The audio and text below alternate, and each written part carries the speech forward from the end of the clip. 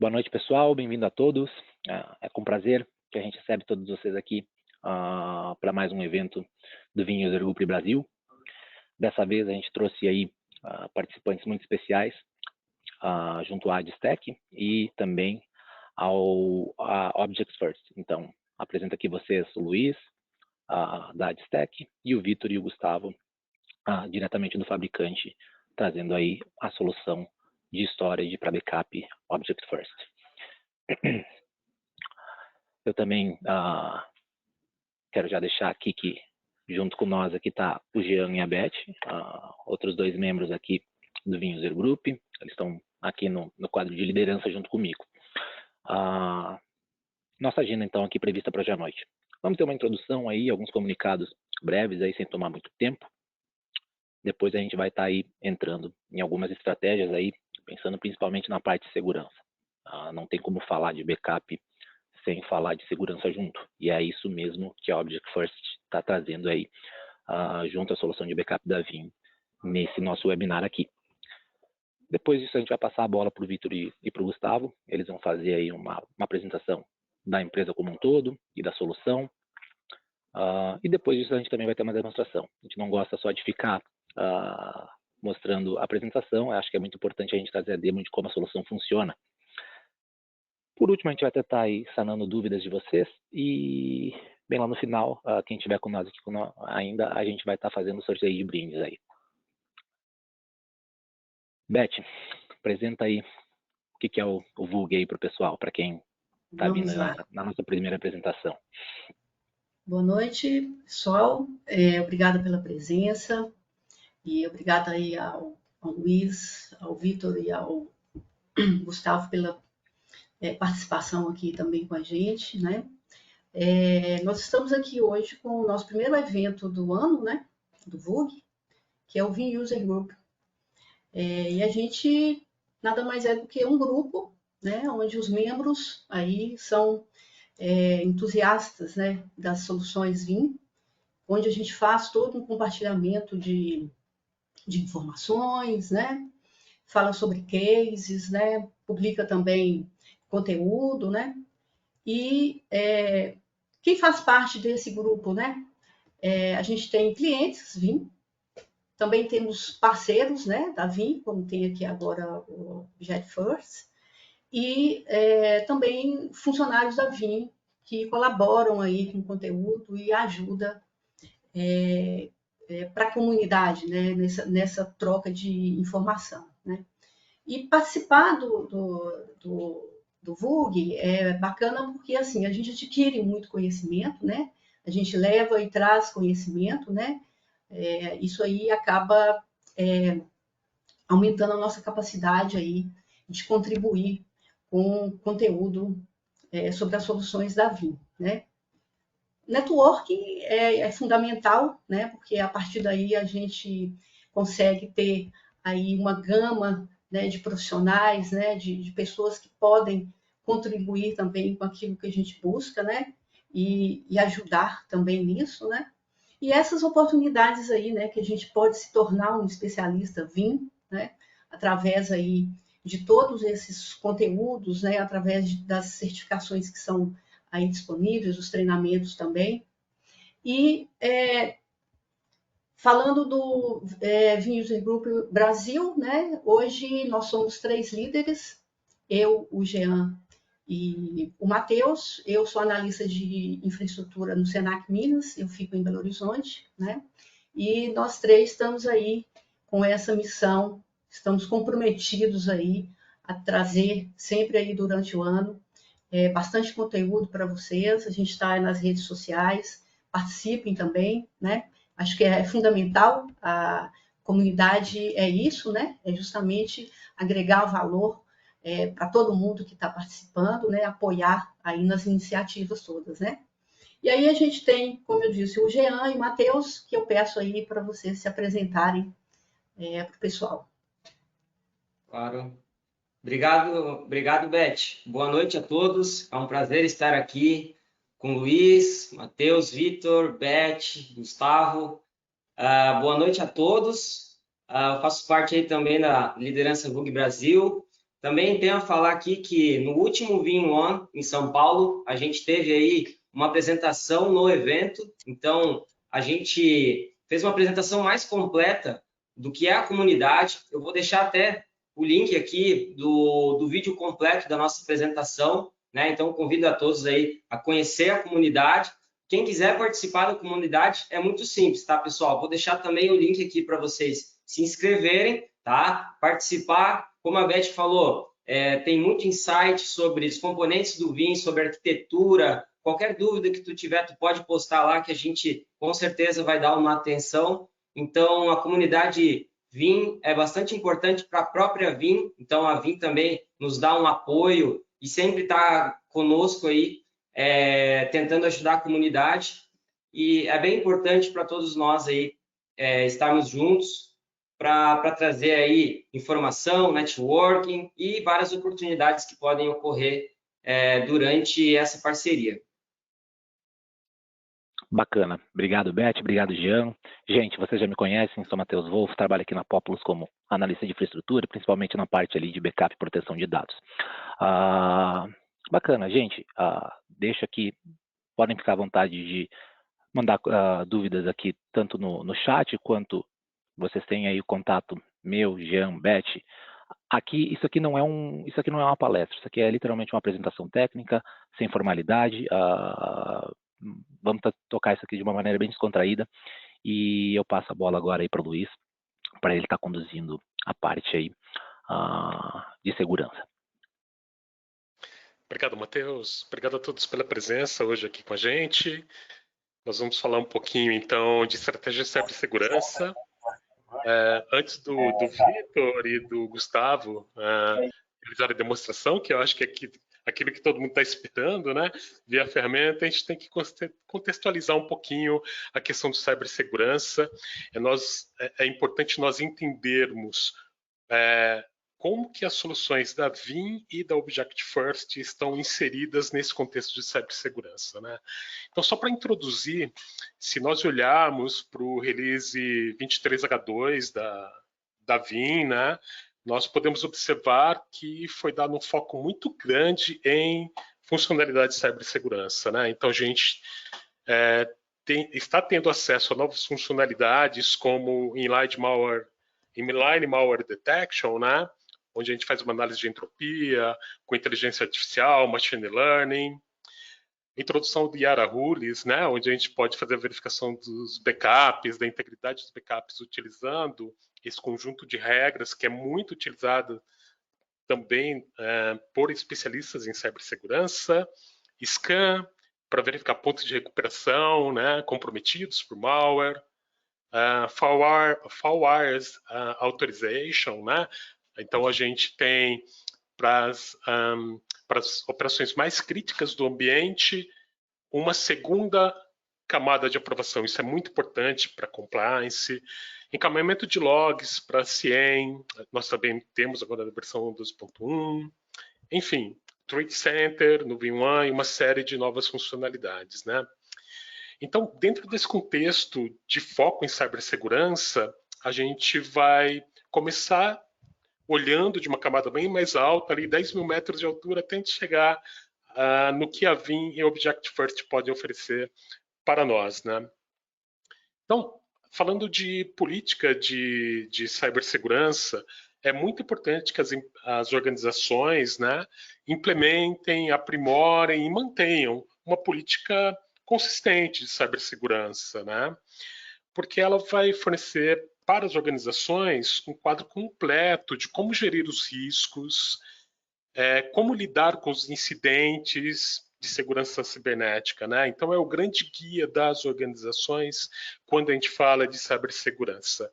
E aqui a gente tem 3 grandes guias que as organizações podem utilizar para implementar as suas políticas de cibersegurança, tá? Então a gente tem aqui no quadrinho da esquerda, né, o NIST Cybersecurity Framework 2.0, NIST CSF 2.0.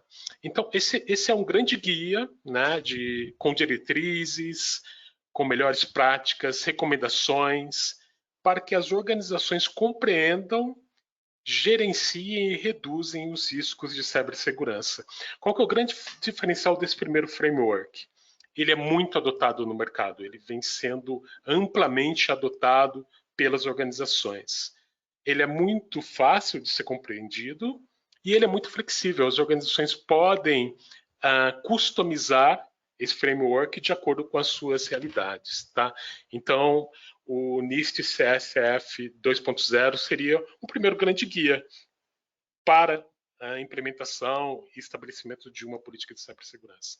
Depois, nós temos o NIST 800-207, que é uma publicação especial do NIST, tá? Essa publicação, ela foca e destaca nos componentes, nas práticas necessárias para a implementação e manutenção de uma arquitetura de TI baseada no conceito de Zero Trust. Tá? Então, ele vai dar para a gente as diretivas de como implementar uma arquitetura baseada nos conceitos do Zero Trust. Né? Então, só para a gente lembrar rapidamente, o Zero Trust é a estratégia de transferir o foco de uma proteção baseada no perímetro de rede para microperímetros de segurança em volta das aplicações dos dados. Né? Então, o Zero Trust, por padrão, ele entende que todos os usuários e acessos não são confiáveis, os acessos ao ambiente em si, eles têm que ser baseados não apenas na identidade do usuário, mas também no contexto, né? No contexto de utilização. E o monitoramento constante do ambiente de TI. Tá? Então, aqui a gente está falando de arquiteturas para Zero Trust. E, por fim, o último grande guia, né, que a gente tem disponível aí para as organizações é o MITRE ATT&CK. Né? Esse é um framework muito importante, porque ele ajuda as equipes de cibersegurança a entender as táticas, as técnicas, os procedimentos que os cybercriminosos utilizam para realizar um ataque. Tá? Então, compreendendo esse comportamento, como que eles se comportam, né? As organizações podem se antecipar e responder aos incidentes de segurança de uma forma muito mais organizada e concisa, tá? Então, é um framework também bastante importante. Se a gente olhar aqui a figura, a política de cibersegurança, ela não é estática, né? Porque as ameaças sempre estão evoluindo. Então, a gente está falando de uma melhoria contínua, utilizando esses frameworks, esses guias disponíveis no mercado, para que as organizações possam melhorar a postura, mitigar risco, proteger os dados e também a reputação das empresas. E tudo isso relacionado com equipes, né? Então, a gente traz aqui uma visão das principais equipes que atuam dentro desse grande contexto, né, de política de cibersegurança. Vamos para o próximo, Matheus, por favor. Se vocês tiverem qualquer dúvida, pode colocar no chat, tá, pessoal? Aqui a gente vai começar pelo NIST Cybersecurity Framework 2.0, tá? Aqui é basicamente o framework core. No último dia 26 de fevereiro, desculpa, no último dia 26 de fevereiro foi disponibilizada a versão 2 desse framework, então é muito recente, tá? Se nós olharmos para o framework, ele é sustentado por 3 grandes pilares: pessoas, processos e tecnologia. E esse framework, ele organiza as atividades de segurança cibernética das organizações como um todo em 6 grandes funções principais. Cada uma dessas funções representa um objetivo de alto nível que deve ser alcançado pelas organizações para mitigar riscos de segurança. Tá? Então, a gente tem aqui as 6 grandes funções: governança, identidade, proteção, detecção, resposta e recuperação. Tá? Se a gente olhar um pouquinho mais para baixo, essas funções elas são divididas em categorias e subcategorias. Tá? Então, cada categoria contém várias subcategorias que basicamente são frases, tá? Que fornecem orientações bem específicas como implementar as práticas de cibersegurança relacionadas com aquela função especificamente. Tá? Então, parece uma coisa complicada, mas a documentação em si é muito simples. Tá? São regrinhas dentro de cada subcategoria que as organizações vão seguindo para implementar aí o framework do NIST, tá bom? Próximo, Matheus, por favor. Bom, tá legal. Então a gente tem esse grande framework, que é o NIST, né? E como que a Vim e o Object First podem ajudar a implementar um framework como esse, né? Então nessa figura nós estamos destacando as funcionalidades presentes em cada um dos componentes do Vim Data Platform, tá? Então a gente tem ali o Vim Backup Application, o Vim1, o Vim Recovery Orchestrator, né? E também a solução do Object First, tá? Então se a gente observar aqui, essas duas soluções, elas possibilitam que o cliente comece já a implementar algumas ações de cibersegurança relacionadas com essas funções que o NIST traz no framework. Então, desde a governança, essas soluções já possuem ferramentas que ajudam no requisito de governança do framework, passando pelas funções de identificação e proteção. Aqui a gente vai complementar as ferramentas e os procedimentos de cibersegurança que as organizações possuem e, finalmente, entrando nas funções de resposta e recuperação, que é a grande fortaleza aqui e que acho que vai ser o foco da nossa conversa com a Object First. Tá legal? Então, só para contextualizar como que a gente consegue ajudar com a Vim, com o Object First, a fazer pelo menos um pontapé inicial, né, para aquele cliente que ainda não tem uma política de cibersegurança, um pontapé inicial na implementação dessa política. Próximo, Matheus, por favor. Muito obrigado, viu, Matheus? Aqui a gente já tem o Mitra Attack, né? Então, é um quadro extremamente grande, que só tem um pedaço dele, né? Onde ele tem 14 categorias de ataque. E aí várias técnicas para cada tipo de ataque, né? Isso vai sendo atualizado constantemente pelo Mitre, né? Então, aqui a gente tem um guia de como que os cybercriminosos atuam, quais ferramentas, quais técnicas, né, eles podem estar utilizando. Próximo, por favor, Matheus.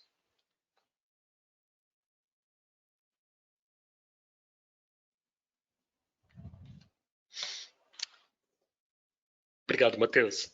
E por que o Mitra Attack também é importante, né? Por que esse framework é importante? Vamos pegar aqui a gente tem um kill off chain, né? Desde o início de um ataque até as ações sobre o target, né?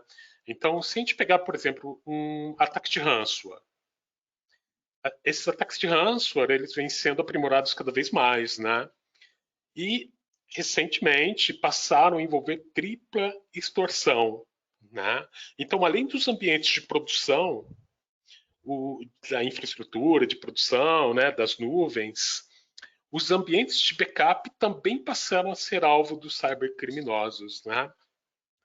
Por quê? Criptografando o ambiente de backup, os arquivos de backup, os criminosos aumentam as chances do pagamento de resgate, né? As organizações terão muita dificuldade em recuperar o ambiente se não tiverem mais acesso ao backup, tá? E a partir desse momento, como que ocorre a tripla extorsão, né? Primeiro, os cybercriminosos pedem um resgate para entregar a chave que vai descriptografar o ambiente, né? Segundo, a gente tem o segundo nível de extorsão, né? É via o resgate, né, devido à exfiltração dos dados do ambiente de produção para fora da organização. Então, antes de criptografar, os criminosos fazem a exfiltração dos dados. Para quê? Para que eles possam solicitar um resgate para que não publiquem ou comercializem esses dados críticos das organizações na Deep Web e assim por diante, tá? Então, a gente tem a exfiltração dos dados também. E aí a gente tem a última fase da extorsão, que se nenhuma das duas demandas forem atendidas, os hackers passam a fazer ataques massivos, né, de DDoS, até que as exigências sejam atendidas, tá? Então o Mitra Attack nos ajuda a entender quais ferramentas, quais técnicas, quais procedimentos estão sendo utilizados pelos cybercriminosos. Próximo, por favor, Matheus. Muito obrigado. Bacana. Aí. Então, eu já estou encerrando aqui, entrando na reta final, para a gente poder passar a palavra aqui para os nossos convidados, né? Aqui a gente vai falar já de Zero Trust, né? Nós podemos ver aqui uma arquitetura de referência de Zero Trust do NIST 800-207. Tá? O modelo de arquitetura aqui, se a gente olhar o desenho, ele possui claramente um plano de dados e um plano de controle. Tá? Basicamente, numa arquitetura de Zero Trust, nós temos que ter um gateway, uma figura de um gateway, que vai interligar os subjects, ou seja, os usuários, os requisitantes, com os recursos das organizações, né, que são os dados e as aplicações. Tá? Então, esse gateway que vai gerenciar essas conexões. Tá? Os caminhos de conexão estabelecidos por esse gateway, né, que nós temos, eles são controlados por um Policy Administrator. Tá? Então, a gente tem essa figura de Policy Administrator. E, por outro lado, nós temos o Policy Engine, que ele sim é o responsável, né, digamos assim, ali está a inteligência e ali é onde serão definidas as permissões de acesso, com base em análise comportamental, política de segurança, definições prévias em relação à proteção de ameaças. Tá? Então, esse é o modelo macro de uma arquitetura de Zero Trust. Dentro desse documento existem vários detalhes muito preciosos de como implementar uma arquitetura desse tipo nas organizações. Tá? Então, é um documento muito importante também. Próximo, Matheus, por favor. Aí. Por fim, a gente tem mais um guia muito útil, né? Relacionado também com Zero Trust, que é o CISA Zero Trust Maturity Model. Né? É um framework que foi criado pela CISA, né? Agência de Cibersegurança e Infraestrutura dos Estados Unidos, que ele vai fornecer insights para que as organizações implementem o Zero Trust de uma maneira eficaz. Tá? Então, ele vai trazer metodologias, digamos assim, para que as organizações avaliem qual o seu nível atual de maturidade em relação ao Zero Trust. Tá? E a partir daí, possam desenvolver uma estratégia, um roteiro para melhorar a sua postura de cibersegurança. Tá? E se nós observarmos aqui, são 5 pilares, né, de nível de atuação. Um desses pilares é exatamente os dados das organizações. Né? Então,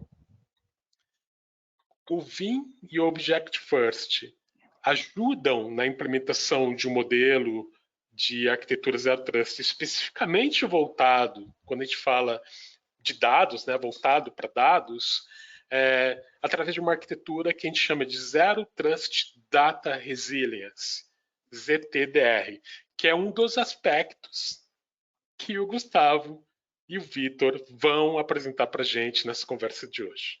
Tá? Então, a gente acaba essa introdução por aqui, né? E agora a gente aterriza no Object First. Bacana. Valeu, Luiz. Muito obrigado aí. Gustavo e Vitor, é com vocês. Ótimo, ótimo. Obrigado aí, Luiz e Matheus aí, por ceder a palavra para a gente. Boa noite, pessoal. Obrigado aí, Vimug e time aí por convidar a gente, né? Um prazer estar aqui com vocês, né? Acompanhando aí esse webinar. Meu nome é Vitor Koga, eu estou como representante comercial aqui no Object First. Faz um mês que eu estou trabalhando aqui na empresa, né? Meu historial. Trabalhei também por VIM, né? Trabalhei aí 5 anos e meio com a VIM, né? Talvez mais com o pessoal do Brasil na época do Jorge Hipkin e do Elder Jakowska, né? E ultimamente meu foco esteve mais para a Latinoamérica em geral, tá? E bom, a ideia de hoje justamente é compartilhar um pouco com vocês, né? Como que está a nossa estratégia de mercado para o Brasil, em particular, né, em nossa atuação. E aí, Matheus, você pode ajudar aí para passar para o próximo slide. E bom, quem são os fundadores da Object First, né? O Khatimir e o Andrei, né? Provavelmente vocês conhecem eles, né? Que também são os mesmos fundadores que a Vim, tá? Então, podemos aí falar que tanto Objectverse e Vim são empresas irmãs do mesmo pai, né? E isso traz um benefício muito importante, né? Que é o suporte integrado. O que significa isso? Que se hoje, por exemplo, um cliente da Vim abre um caso de suporte falando que tem um problema de Vim Backup Replication, mas aí o pessoal do time de suporte da Vim identifica que o issue está no lado do nosso storage, né? Então, automaticamente, o pessoal da Vim transfere esse caso para nós, com todos os logs e o histórico do caso, e nós, como Objectverse, damos como continuidade até a resolução do caso, ou também vice-versa, né? Se também vocês abrem um caso aí com nós, né? Falando que o problema está no storage, mas a gente identifica que está o problema no lado do software, também a gente passa transparentemente aí para o pessoal da Vim. Tá? Então, isso significa que, independentemente de onde vocês abram caso de suporte, né, nós, em aliança com o Vim, né, garantizamos aí que vamos aí atuar até a resolução do caso. Tá? E qual que é a missão que a gente traz como empresa? Sem lugar a dúvidas, fornecer o melhor storage para soluções de Vim, e a nossa visão como companhia, tá, é que nenhuma outra empresa ou cliente volte a pagar frente a algum resgate por algum ataque de ransomware. Tá? E como que a gente faz realidade essa missão e visão? Se você, Matheus, me ajuda aí no próximo slide. A gente executa com o UTB, né? Que o UTB, o acrônimo em inglês, seria Out of the Box Immutability, tá? Que é o nome do nosso storage físico, que é um storage que é baseado em protocolo S3, né? Que é um armazenamento baseado em objetos. E com o UTB a gente vem entregar 3 pilares, tá?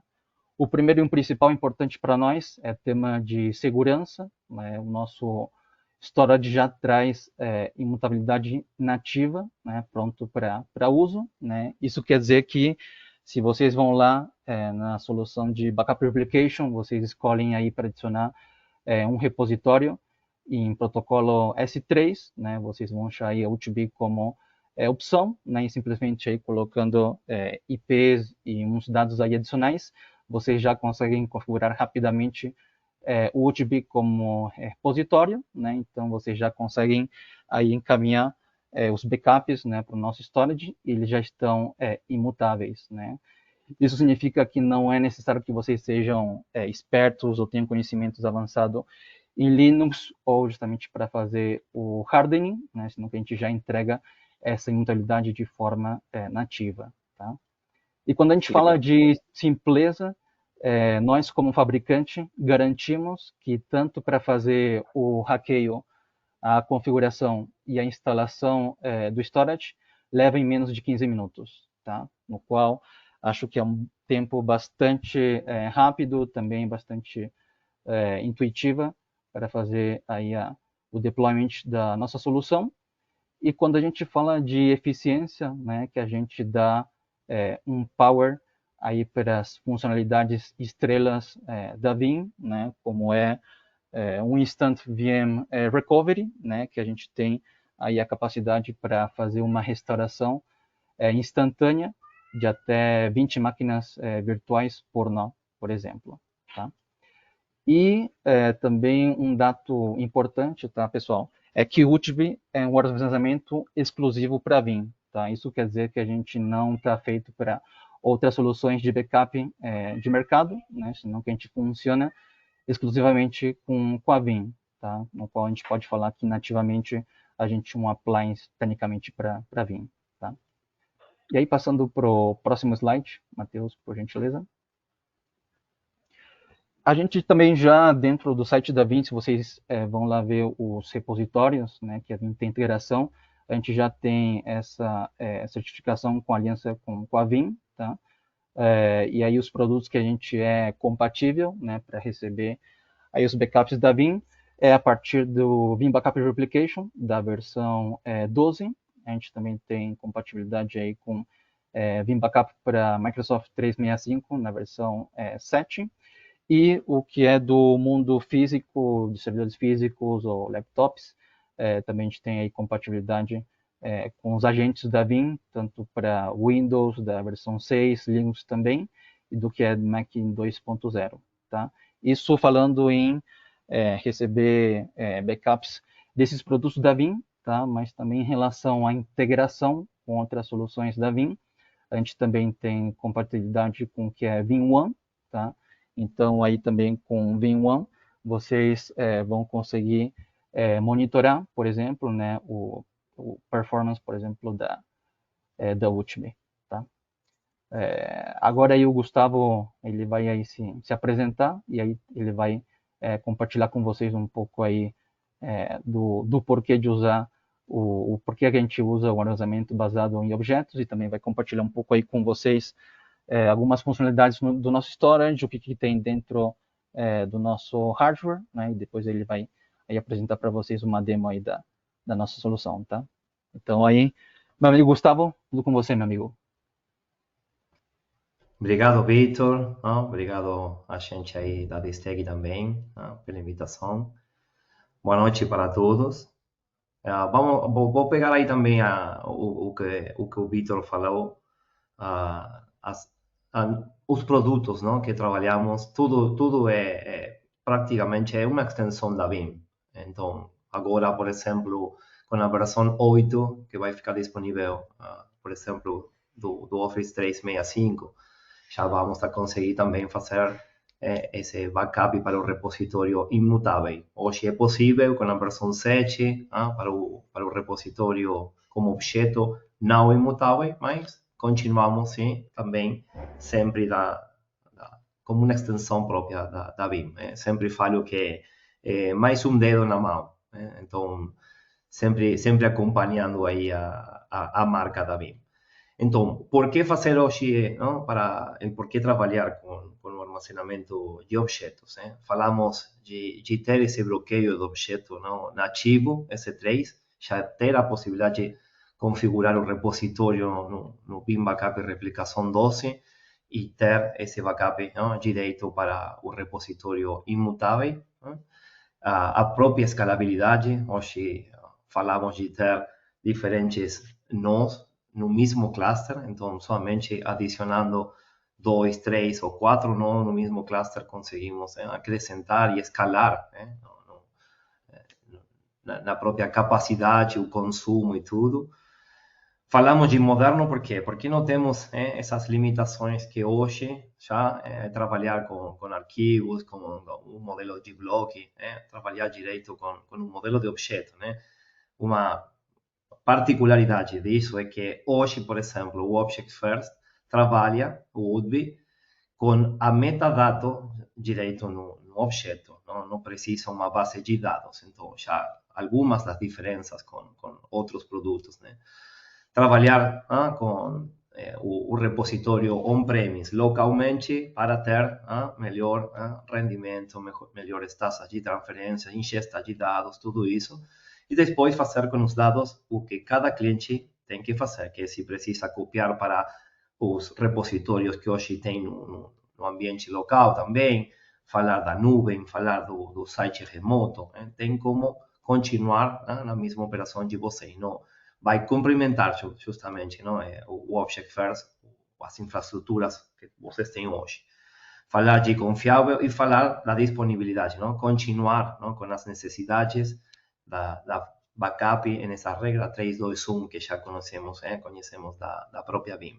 Então, o que é a API SOS? A API Smart Object Storage, que é o recurso exclusivo hoje, já com a versão 12 da Vim, onde Object First, nosso UDB, fala de maneira direita, não? Sem ter que ter o plugin, por exemplo, como outros tipos de armazenamentos. Uma integração direita, sem requisitos de plugin, para ter, por exemplo, não? A capacidade, a visibilidade completa que vocês têm no repositório, ter o controle, o armazenamento. Aí, Matheus, se você faz 3 cliques, vai pegar aí os dados que por exemplo, na mesma slide temos. O controle do cache, que é exposto para o Vim, por exemplo. falar das Smart Entities, né? As entidades inteligentes, que também é outro diferenciador, né? Totalmente para nosso appliance. Por quê?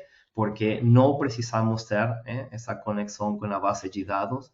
O gestor dos dados é a própria BIM e a gestor para essas entidades inteligentes vai trabalhar direito com o Objectverse. Sim? Vamos para o próximo. Temos, então, por que trabalhar com os objetos e conhecer um pouco aí que é a API SOS na versão 12 e como integração direita, não, para o Objectverse. Falando de seguro, na mesma caixa, no mesmo appliance, você tem o sistema operacional, o Linux reforçado. Não precisa ter acesso aí para o root, para o raiz, e ao próprio sistema operacional. Tem tudo isso já hardenizado, bem seguro.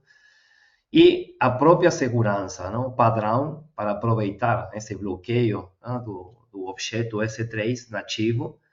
Adicionalmente, a configuração no próprio appliance para ter essa autenticação multifator também e adicionar, não? Uma proteção adicional no segurança. E hoje também, outra diferença com outros dispositivos. Conseguir trabalhar direito com a criptografia própria da BIM. Sim? Muitos hoje, outros tipos de armazenamentos têm muitas restrições. Tem problema se é o BIM que faz essa criptografia, você tem que desabilitar. Não, aqui falamos direito que a criptografia da BIM é uma aliada hoje da imutabilidade que proporciona o Objectverse para ter tudo, esses dados hoje, essas violações totalmente inquebrantáveis. Não? Então, falando de seguro, agora no próximo slide vamos a falar, nesse caso, do próximo pilar, não? Porque é simples. São 5 passos hoje para configurar. Né? Você, no rack, tem como pegar aí o monitor, o teclado, e já ter acesso para a própria configuração. Tem 2 placas, configura uma IP para cada uma das placas, e tem já acesso a uma web personalizada para vocês, com dashboard. Agora vamos a verificar isso aí no laboratório, monitoramento próprio do appliance, do hardware. E como é mais um dedo, não, na mão, como falo aí a diário, é porque é padronizado com o tamanho de bloco padrão de 1 mega da BIM. Por quê? Porque as melhores práticas da BIM é como trabalhar dessa maneira.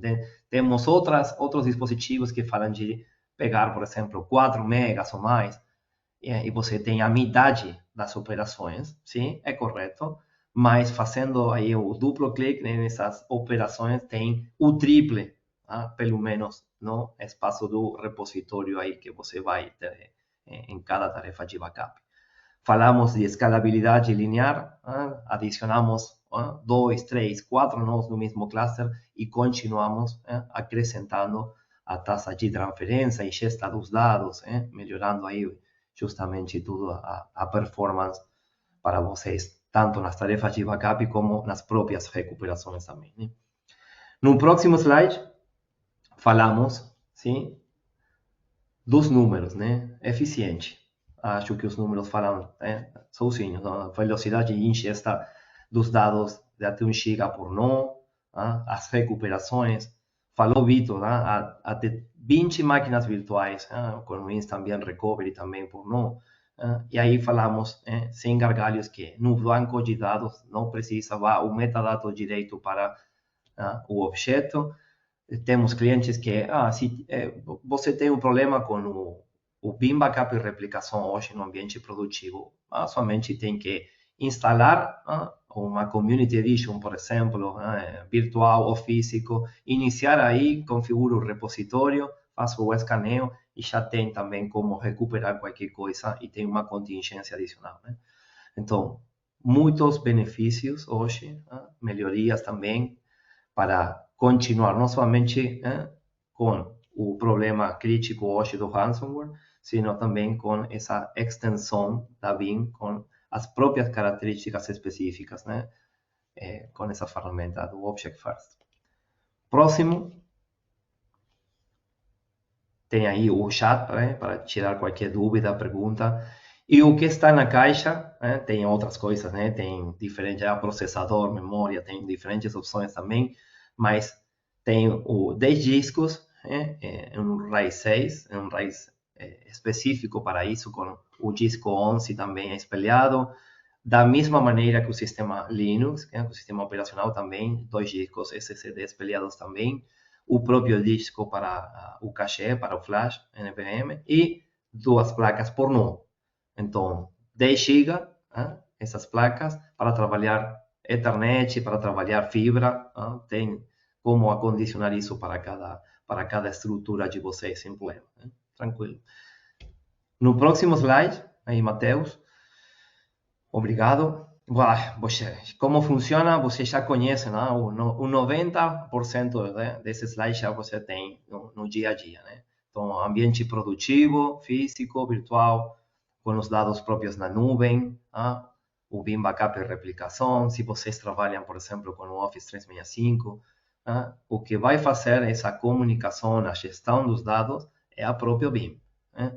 O que vai fazer a encriptação, a deduplicação, tudo, e vai levar, nesse caso, para o appliance, para o Object First. Falamos sempre de um cluster, né? Porque você começa trabalhando somente com um nó, com uma appliance, e você já tem aí, configura o bucket, tem essas 2 placas, o balanceamento de carga, bem também crítico para a própria infraestrutura, e continuamos acrescentando aí, fazendo clique e acrescentando no mesmo cluster 2, 3, 4 nó, e continuamos sempre da mesma maneira, com esse balanceamento de carga, e novamente falando das Smart Entities, né? Entidades inteligentes, porque essa maneira de trabalhar no Object First é que vai levar o dado específico para cada nó específico de vocês. E aí continua, Matheus. 2 cliques mais e tem, por exemplo, cluster com 4 nós completo. 64 e 128 as capacidades que tem hoje o Object First, por 4, e completar aí, por exemplo, para ter o cluster completo. Se você precisa acrescentar, continua iniciando com outro nó, outro cluster sem problema. No último slide que temos aí, o que falava Luiz, hoje falamos muito do Zero Trust, confiança zero, uma arquitetura, um modelo global também, levando isso para o backup e replicação.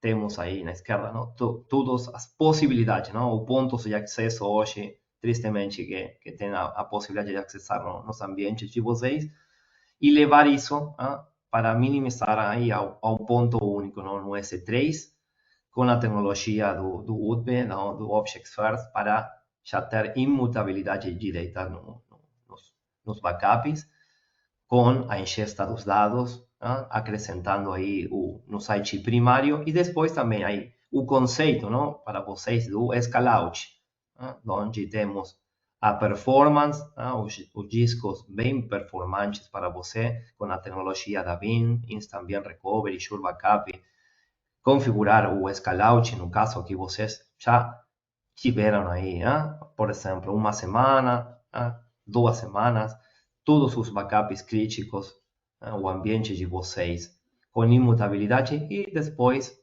o segundo passo aí para o Capacity Tier, levar para a nuvem, para o site secundário, para o servidor de serviços também, o provedor de serviços também. Tem diferentes opções para acompanhar e começar a ter essa infraestrutura de backup totalmente separada da infraestrutura de armazenamento.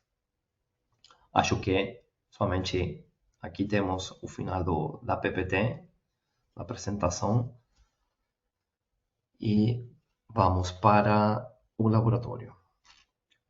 Dúvidas, consultas, tem aí o chat, sim? Bacana, Gustavo. Então hoje, só para recapitular aqui, hoje vocês têm 2 tamanhos de caixa, né?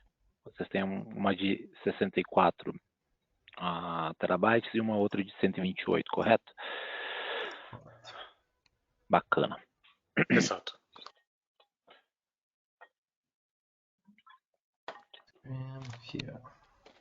Exatamente. E também é possível fazer um mix de appliances no mesmo cluster, tá, Matheus e time? Então, pode começar com um node 64, colocar outro 128, conforme a demanda, né? Então, se a gente tiver 4 nodes 128, a gente está falando de meio peta. Né? Sim. Correto. O grande diferencial é que mutabilidade já é nativa, né? Não precisa configurar. Exatamente. Como o Gustavo mostrando a demo, é muito simples, você já conhece, né? Já colocou a mão na massa. É extremamente simples, a gente configura no próprio Vim, né? Então, é muito tranquilo. Bem, estou aí compartilhando já o laboratório, sim, já está aí visualizando. E aqui o vídeo, 30 minutos, não, brincadeira. Só 2 minutos temos aí para verificar como inicia, né? Vocês têm como aí o primeiro nó no appliance, sim? Vamos a configurar e definir aí o próprio cluster. Temos então 5 passos, né? Bem simples, bem tranquilo. Vamos a configurar aí uma IP, nesse caso a IP 60, para uma placa, e a 61 para outra. Próximo passo, um nome para o host. Vai pegar aí a própria configuração e vai verificar se tem acesso, por exemplo, no internet, e vai verificar se tem alguma atualização. Né? Também bem crítico, importante, não? O appliance tem essas atualizações automáticas também. Próximo passo aqui, o nome para o cluster. Sempre vamos a trabalhar com um cluster, com 1, 2, 3 ou 4 nós no mesmo. Sim? E a IP para o cluster, nesse caso, a IP 70, né? Que para nós é o service point, que vamos a configurar agora no Vim Backup e Replicação. Geramos uma senha e já temos acesso aqui na web. Aí temos na IP que configuramos para o cluster, o nome, o service point. Copiamos aqui. Agora vamos a configurar isso no Vim Backup e Replicação. Temos, por exemplo, aqui uma alerta, temos uma atualização para esse appliance. Agora vamos a verificar isso como próximo passo. E já tem vocês como configurar as próprias chaves. Da mesma maneira que vocês hoje trabalham, não, com o S3 na nuvem, e gerar as chaves e gerar os diferentes também buckets, né? Só para mostrar aqui, por exemplo, se vamos a gerar o bucket novo que tem já configurado o padrão, a imutabilidade. Consegue também, se vocês quiserem, por exemplo, no mesmo nó, no mesmo appliance ou no mesmo cluster com diferentes nós, também configurar bucket sem imutabilidade. Conseguem também, mas hoje não, o crítico é atender a imutabilidade. Vamos para o Vim Backup e Replicação. A nossa infraestrutura de backup, repositório. Adicionamos o repositório como objeto. S3 compatível. O nome. Pegamos, colamos aqui a IP do cluster. As credenciais. Temos a conexão aí direita para o S3 como objeto localmente. E vamos a selecionar aí os buckets que vocês tem já adicionados no próprio appliance, né? Da mesma maneira, se vocês quiserem gerar aí uma pasta específica e demais. E, como vocês já conhecem, tem aí para habilitar e selecionar a imutabilidade nesse repositório que tem na Vim. Agora, se vocês querem continuar, tem aí essa mensagem que você selecionou justamente o paquete com imutabilidade, objeto e demais. E aqui vocês configuram uma própria política semanal, quinzenal, para manter aí os backups com imutabilidade. Bem simples, bem tranquilo a configuração, como adicionar hoje esse cluster com 1, 2, 3 ou 4 nós no próprio Vim Backup e Replicação. Aí temos uma tarefa de backup, diferentes máquinas virtuais. Por exemplo, a máquina virtual que tem o Domain Controller, como trabalha para essa IP61, por exemplo, sim? E outra máquina virtual na mesma tarefa, na IP60. Então, esse balanceamento de carga que falamos é já somente com um nó, que tem 2 placas. Falamos das entidades inteligentes, então é a própria gestor dos dados, é a Vim, mas quando fala pela API SOS com o Object First, é quem vai fazer toda essa tarefa de distribuição para o nó específico. Então, se você acrescenta no mesmo cluster diferentes tipos de appliance, também tem todo esse balanceamento e esse trabalho com as entidades inteligentes.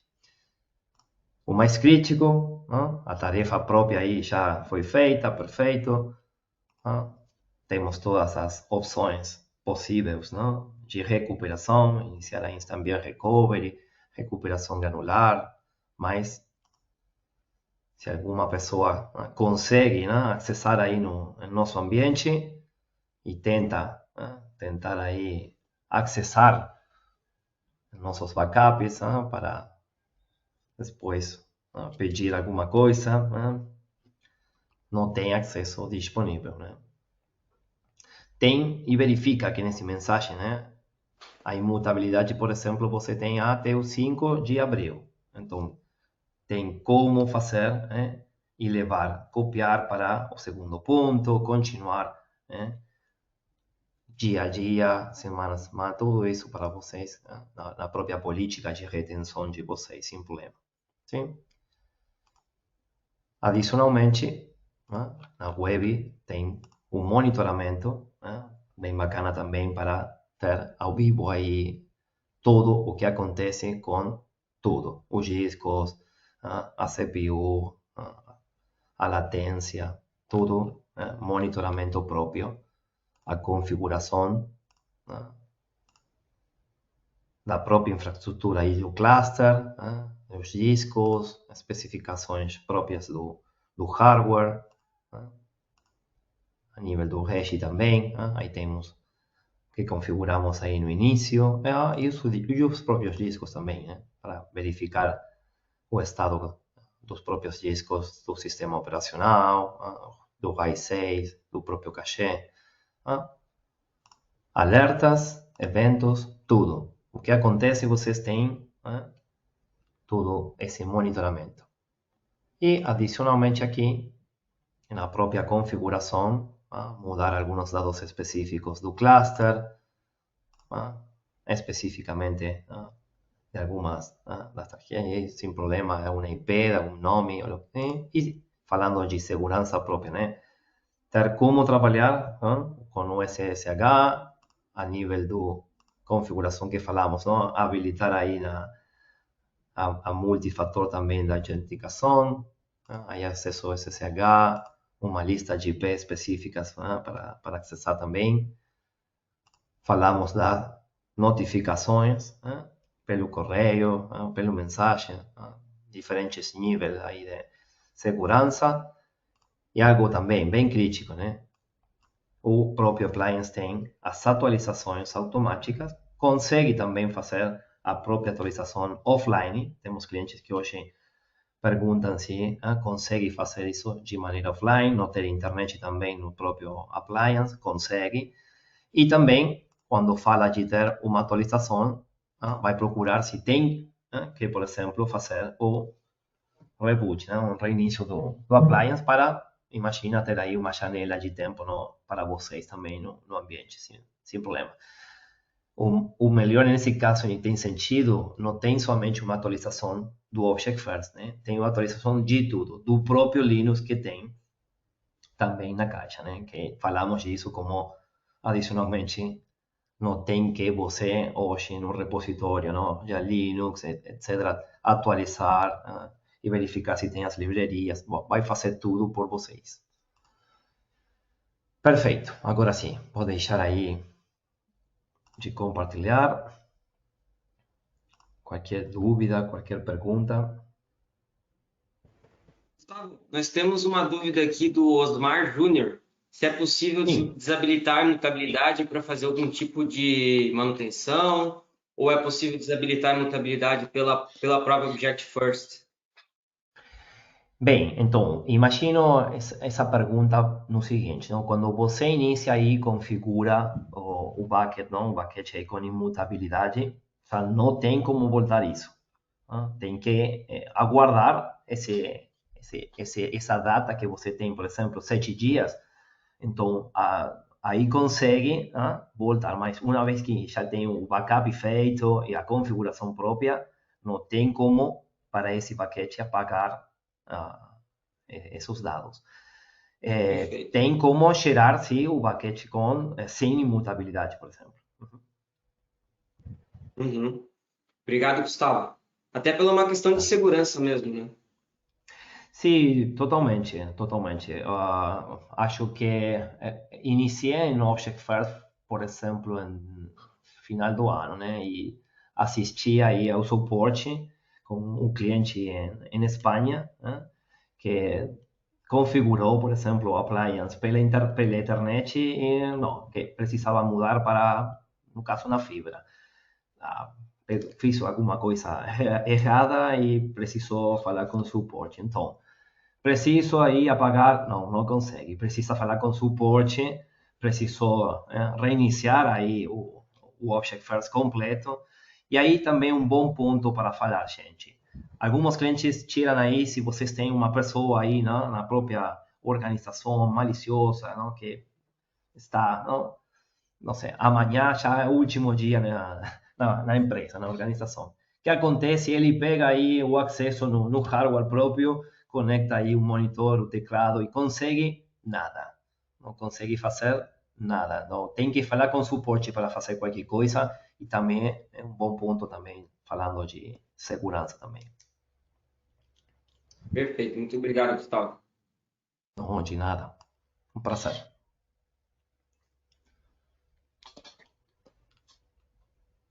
Bacana, pessoal. Acho que a gente não tem mais dúvidas por hora.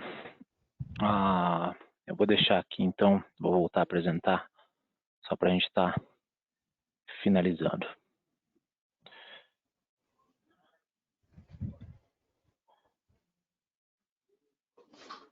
Deixa eu inverter a tela aqui de novo. Do último vinho aí, ó. Pois é. Muito Temos bom. que, sim, precisamos pelo menos 20 graus. O frio. Exatamente. Aqui temos na Argentina também o mesmo problema hoje. Temos 30 graus. Não sei como pegar isso. Somente como para continuar aí falando de uma coisa após aí o sorteio, já temos, por exemplo, a possibilidade com o Vitor de falar com a gente, não, de engenharia, conhecer os próximos passos, compartilhar, não, com a Distec e com vocês, se tem como, por exemplo, acrescentar, não, o tamanho dos Object First no futuro também, não, para ter também os próprios appliances mais pequenos também, não? Temos clientes que hoje já 64 é muito, mas também estão verificando, não?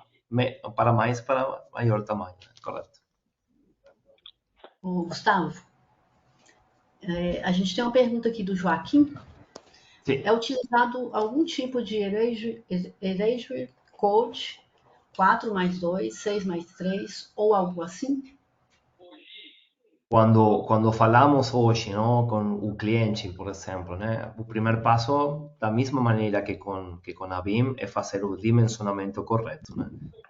Adicionalmente a conhecer qual é o front, não? Os dados que tem hoje para fazer backup, também precisamos conhecer qual é a própria política de retenção. Quantos dias hoje, as melhores práticas no Objectfair, falamos, por exemplo, de ter pelo menos 5, 7 dias, não? Falando da própria imutabilidade, e esse é um número onde depois vamos a começar a fazer essa limpeza dos próprios dados, também falando da imutabilidade e da própria retenção, sim? Mas esse apagado de arquivos, né, tem que verificar com a própria política de retenção, né? Bacana. Ok, valeu, obrigada. De nada. Acredito que vocês devam estar vendo minha tela aí, né? Sim, Matheus. Bacana. A gente vai ter 2 sorteios, então, em apoio à Adstec. Aí, mais uma vez, meu muito obrigado ao Luiz, toda a equipe de marketing. Já não é a primeira vez que a Adstec tem nos dado esse apoio no evento, então, agora, dessa vez, novamente, ela está sediando aí esse sorteio para vocês. Vou puxar aqui em tela, jeito que vocês devam estar vendo aí também. Nome de todos os participantes, já tiramos aqui os nomes dos apresentadores e de toda a equipe, então aqui está só realmente quem acaba sendo um participante ativo aí aqui do webinar. Já deixo também meu muito obrigado a todo mundo que estava presente aqui com nós. Eu vou sortear aqui, então, os 2. Não, vamos sortear um por um, né? Então, Isso. vamos sortear. Boa Boa sorte aí, pessoal. Boa sorte. Boa o primeiro nome. Felipe Ferreira. A gente, então, pede aí que o Felipe se prontifique aí no chat. É essa hora que a gente vai pegar aí se o cara estava olhando o nosso webinar aqui ou daqui a pouco estava lá na cozinha jantando. Vamos ver. Exatamente. Mas acho que ele estava acompanhando, sim. Ele poderia deixar o contato para a gente no chat, depois a Adila entra em contato e acerta os trâmites para entregar o prêmio, tá bom?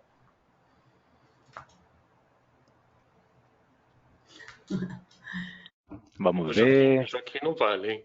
O Joaquim tá esperando o papo câmera. E se eu te falar que eu fiz um teste aqui antes do sorteio para ver se estava tudo funcionando e ele ganhou? Meu Deus. Também. Quase, Joaquim. Perseguição, né? Perseguição. Vamos avançar para o próximo, a gente aguarda o Felipe. E agora? Felipe, você pode se manifestar, por favor?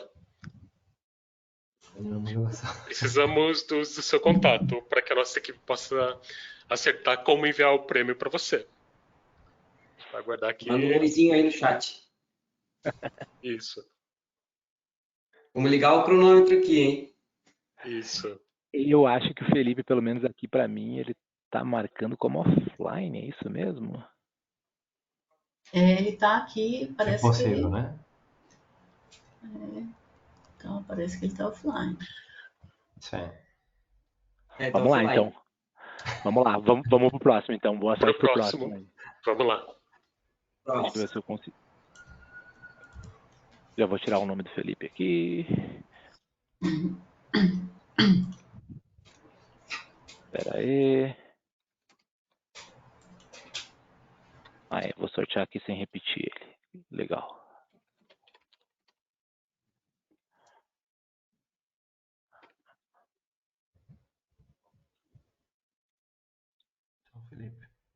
Olha aí. Parabéns, Joaquim. Joaquim. Joaquim, parabéns, hein? Parabéns, Joaquim. A gente já sabe que tu tá aí, então bacana. É o Growler, vamos agora. o Growler, tá? Da Stanley. Parabéns. Vamos para o próximo, então. O último sorteio agora.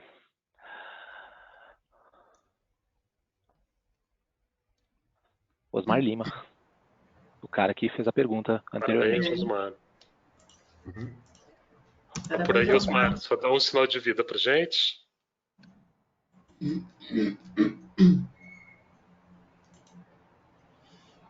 Osmar. Opa, Ô, Osmar, obrigado. Deixa só um contato seu aí pra gente, tá bom? Pode passar pro Matheus se você tiver um contato, não quiser abrir o e-mail, mas a gente tem que saber os seus contatos, tá? Não. Então é isso, parabéns, Joaquim e Osmar, parabéns. Bacana, gente. Vou deixar aqui, então, apenas um convite aí para quem ainda não conhece a comunidade.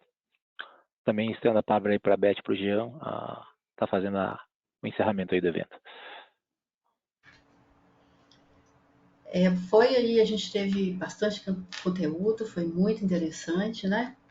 E a gente agradece a participação de todo mundo. O pessoal aí agradece ao Luiz, ao Vitor, ao Gustavo.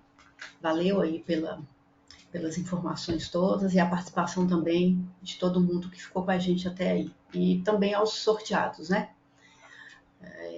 Estamos aí nas redes sociais e fiquem atentos porque em breve a gente vai também aí lançar novos eventos, né? Com bastante conteúdo aí. Obrigada, pessoal. Valeu. É isso aí, muito obrigado a todos que participaram. Se tiverem mais alguma dúvida, mais alguma curiosidade sobre a solução, a gente continua à disposição na comunidade, no LinkedIn. Então, muito obrigado a todos aí, uma boa noite. Boa noite, pessoal. Muito obrigado também à equipe da VIM, Gustavo e Vitor, da Object First. Valeu pelo apoio de todos. Thank you, Safia. Thank you, Safia. Thanks, Safia.